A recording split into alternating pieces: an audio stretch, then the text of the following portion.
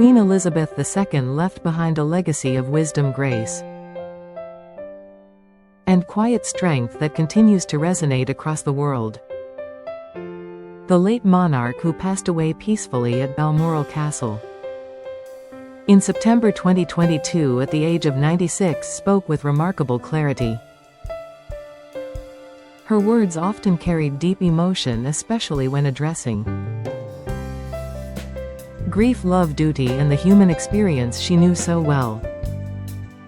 Yet she also possessed a sharp, dry wit that could disarm even the most seasoned world leaders and dignitaries. One of her most poignant reflections came after the death of her beloved husband Prince Philip in April 2021. In a private letter later shared with close friends, she wrote, "Grief is the price we pay for love." Those 8 simple words captured the essence of her sorrow and offered comfort to countless people facing their own loss. The phrase, originally coined by Queen Elizabeth, the Queen Mother, became forever linked with the late Queen's dignified mourning. She repeated the sentiment publicly during a Christmas broadcast, reminding the nation that love endures even through pain. Her ability to articulate profound feeling with such restraint made the words all the more powerful and universally relatable. Another touching quote emerged during the COVID-19 pandemic, when she addressed the country from Windsor Castle in April 2020. "We will succeed, and that success will belong to each one of us." She spoke those words at a moment of national uncertainty, when lockdowns had separated families and claimed many lives. The message of shared responsibility and collective hope resonated deeply with millions watching around the world. It reflected her lifelong belief in service and unity, values she embodied throughout her 70-year reign. On love, she often spoke with quiet tenderness, especially when referring to her family and her husband. In a rare personal moment during her Diamond Jubilee, she described Prince Philip as "my strength and stay." The phrase became iconic, capturing 64 years of partnership built on mutual respect and deep affection.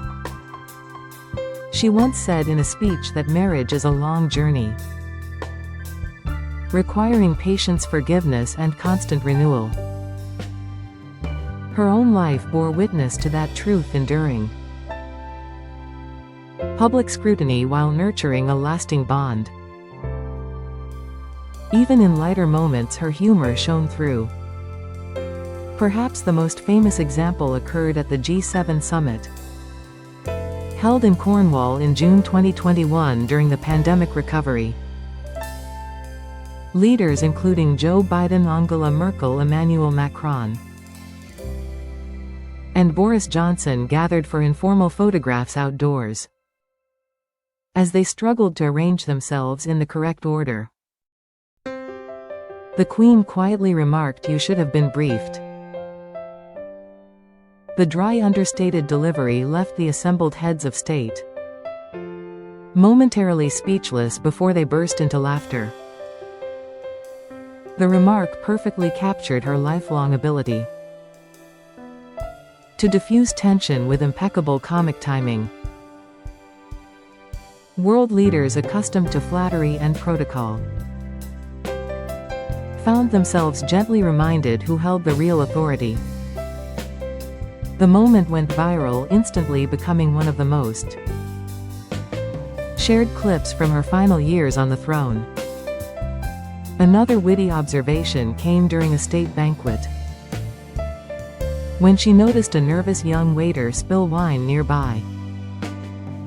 Without missing a beat, she leaned toward her guest and whispered, "Don't worry, it happens to the best of us." The small act of kindness eased the young man's embarrassment and showed her thoughtful nature even in formal settings. She frequently used humor to put people at ease, whether greeting foreign dignitaries or meeting schoolchildren. Her famous line delivered at a Commonwealth reception remains a favorite among royal watchers to this day. "I have to be seen to be believed," she once remarked, acknowledging the surreal nature of constant public visibility. The self-deprecating comment revealed her awareness of the monarchy's symbolic power and its inherent strangeness. During the 1992 Windsor Castle fire, she spoke honestly about the challenges facing the institution at that time. 1992 is not a year on which I shall look back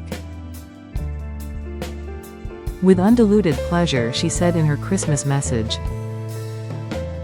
The understatement drew chuckles yet conveyed real strain, as 3 of her children faced marital breakdowns.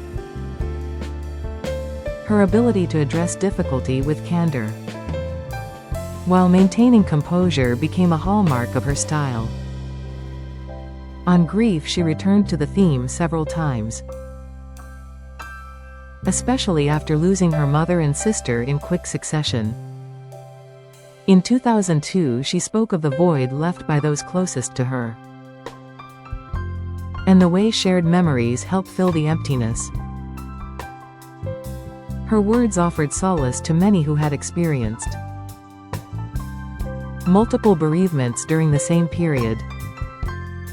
She understood that grief does not follow a neat timetable, and that sorrow can resurface unexpectedly over the years. One of her most moving statements came after the death of Diana, Princess of Wales, in August 1997. Though criticized at the time for her initial reserve, she later spoke with genuine compassion in a televised address. "I for one believe there are lessons to be drawn from her life and from the extraordinary reaction to her death." The speech acknowledged the public outpouring of emotion, while gently defending the royal family's private mourning. Her careful choice of words helped steady the nation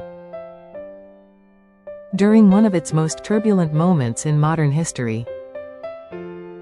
On the subject of duty, she remained unwavering throughout her life. "I declare before you all that my whole life, whether it be long or short, shall be devoted to your service." Those words, spoken on her 21st birthday in 1947, set the course she followed for the next 75 years. She repeated the pledge in various forms over the decades, always emphasizing service above personal preference. Even in her final public statement before her death, she reaffirmed her commitment to the nation and the Commonwealth. Her consistency earned her respect across political divides and generations who admired her steadfast dedication. Humor remained an important part of her armor.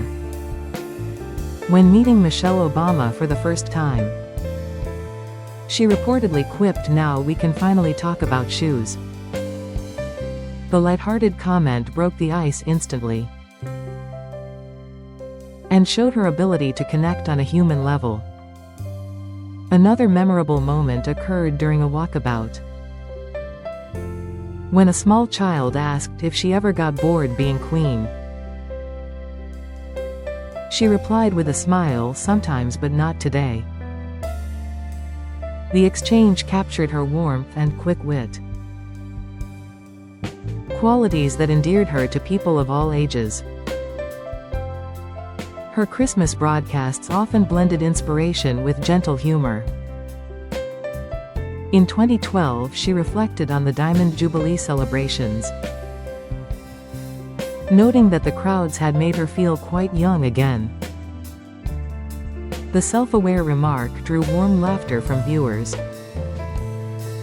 who appreciated her ability to laugh at herself. Even when addressing serious topics, she found ways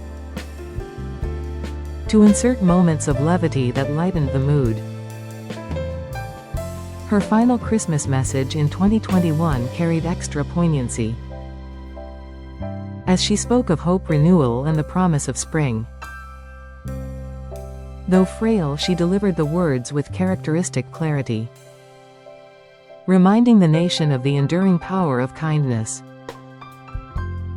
The world lost not only a monarch but a voice that combined wisdom, empathy, and understated humor. Her quotes on grief remind us that pain and love are inseparable. Her words on duty show the strength found in quiet resolve. Her jokes reveal a woman who never lost her humanity, even after 7 decades under the brightest spotlight. Queen Elizabeth II's legacy endures through her spoken words, each one carefully chosen yet deeply felt. They continue to offer comfort, inspiration, and gentle laughter, long after her passing in September 2022. In an age of fleeting soundbites, her measured, thoughtful speech stands as a timeless example of how to communicate with grace. The greatest quotes are not merely memorable lines, but reflections of a life devoted to service, love, and quiet courage. They remind us that even a sovereign can speak with the vulnerability, honesty, and humor of any ordinary person. Her voice may be silent now, but her words live on, guiding, comforting, and occasionally making us smile. That is perhaps the truest measure of her greatness. A monarch whose language still touches hearts